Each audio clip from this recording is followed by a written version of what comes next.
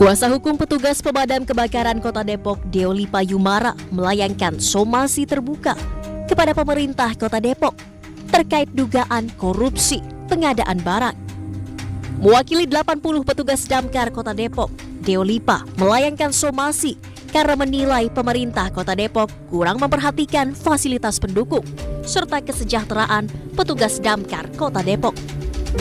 Somasi tersebut ditujukan kepada Wali Kota Depok Muhammad Idris, Wakil Wali Kota Depok Imam Budi Hartono, dan Kepala Dinas Damkar Depok Adnan Mahyudin.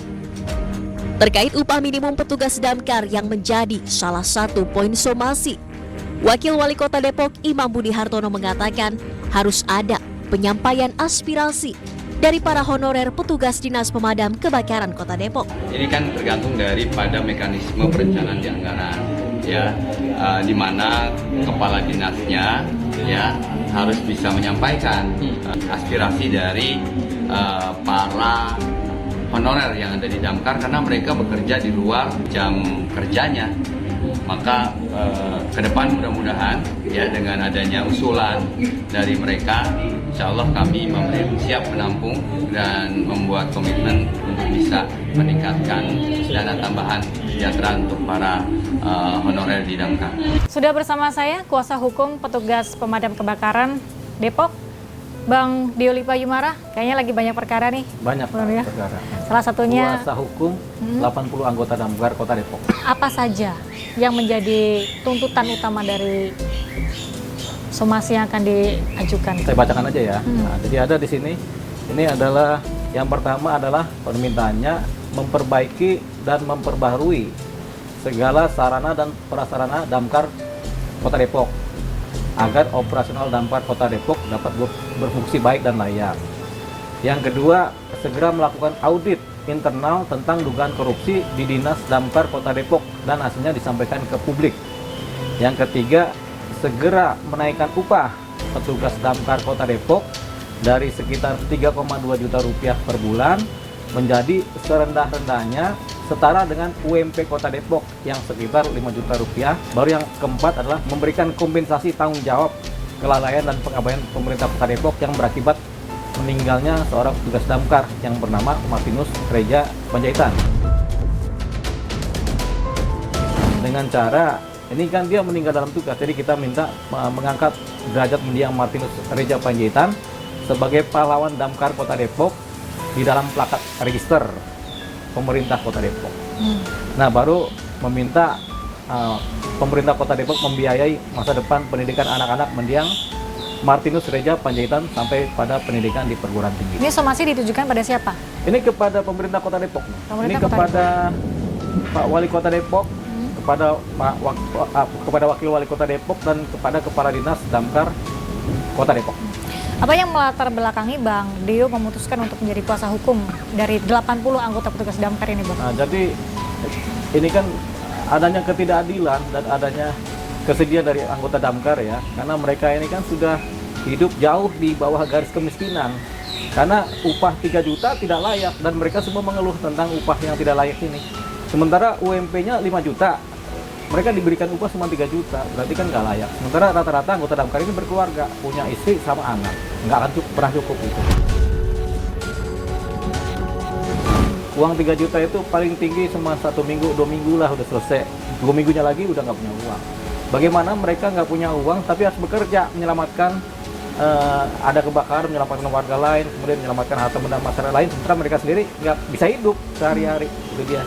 Itu latar belakang pertama. Yang kedua memang adanya dugaan korupsi yang disampaikan oleh Sandi nih dan teman-temannya. Ada korupsi nih di tempat kami nih. Kami juga udah susah juga hidupnya, sekarang alat-alat kerja juga nggak ada, jadi resiko. Dampaknya kan ada satu yang meninggal dunia juga kan, si Martin kan.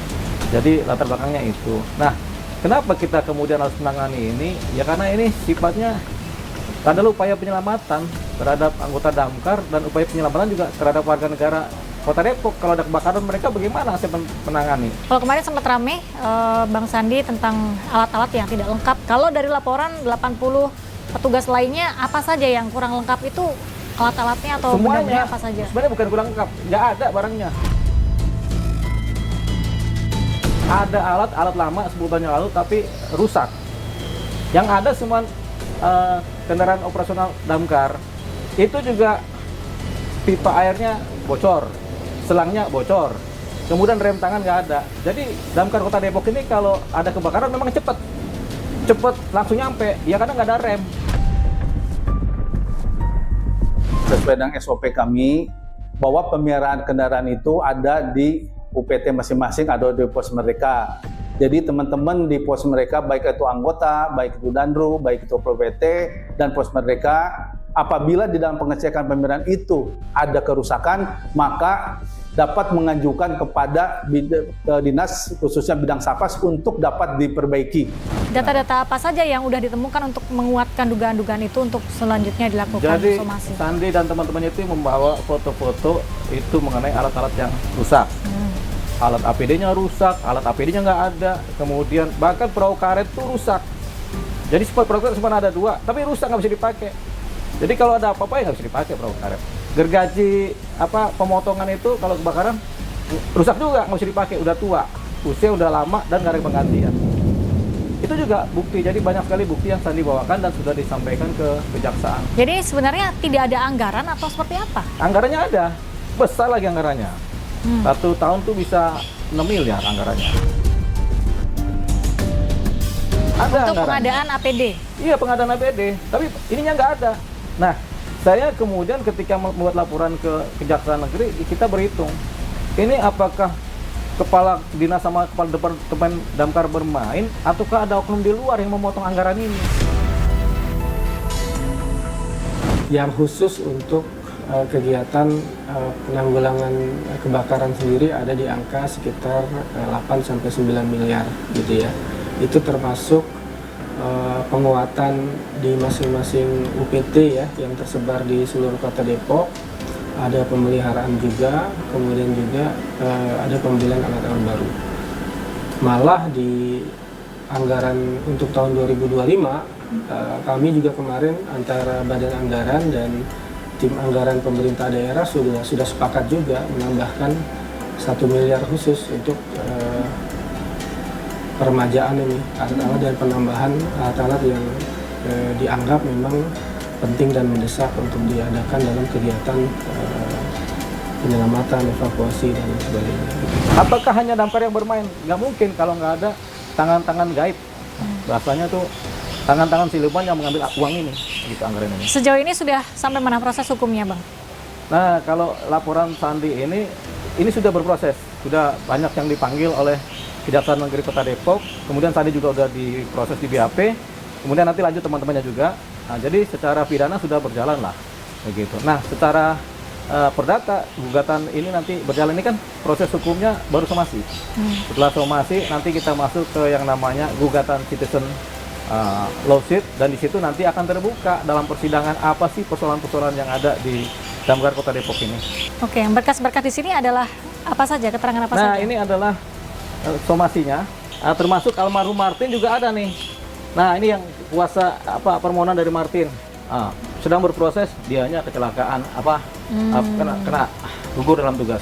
Artinya ini sudah diajukan sebelum beliau gugur dalam Sebelum dia tugasnya? gugur, ini bulan September sudah diajukan, sudah lama ini. Kita proses. Saya juga kan merasa gimana ya, sedih juga ya. Kita belum bekerja maksimal, tapi almarhum sudah ini sudah nggak ada, sudah gugur. Padahal dia udah minta tolong ini. Ya. Ini satu catatan tersendiri ini. Jadi bukan ujuk-ujuk ada persoalan baru kita ribut. Ini udah kita ribut sebelum ada persoalan almarhum kena musibah. Berarti secara dominan persoalan yang dialami 80 anggota yang ditangani, Iya, sebenarnya Bang Dio, adalah karena masalah gaji yang kurang. gaji emang nggak cukup. Tidak sesuai dengan beban kerja dan juga risiko tinggi yang risiko tinggi, beban kerja tinggi. Kemungkinan besar damkar di kota-kota yang lain juga mungkin angkanya juga sama ini. Cuman mereka nggak berani teriak. Tapi nanti kalau kita gugat, siapa tahu hakim bijak kemudian memenuhi tuntutan kita.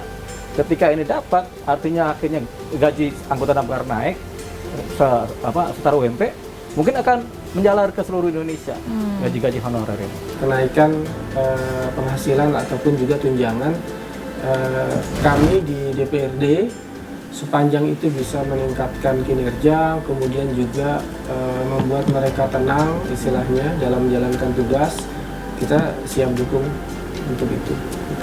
Untuk membantu rekan-rekan pemadam Untuk ini. peningkatan. Jadi harapan Bang Deo dari mengangkat kasus ini dan membantu perkara ini Iya. apa? Membasmi yang curang-curang, yang pertama. Yang kedua, menaikkan derajat anggota damkar ini dan derajat ekonomi mereka sama kesejahteraan mereka. Jadi dua itu aja, membasmi yang curang-curang. Curang ini bisa pelakunya bisa siapa aja, bisa di pemerintahan Kota Depok, bisa di dinas damkar. Nah, yang namanya tikus-tikus kan, tikus-tikus berdasi. Kalau di damkar tikusnya mungkin ada tapi biru bajunya. Kalau di pemerintah beda lagi, mungkin pakai dasi. Nah, tapi harus kita kejar ini. Nah, kita belum tahu siapa pelakunya. Apakah dari kepala dinas damkar yang dulu-dulu sama anggotanya, ataukah memang ada kerjasama dengan pemerintah Kota Depok supaya anggaran ini dipotong lagi.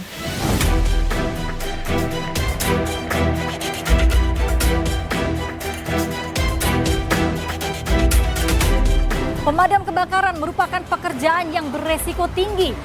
Sungguh ironi jika pengorbanan para petarung api tidak dilengkapi dengan fasilitas yang memadai.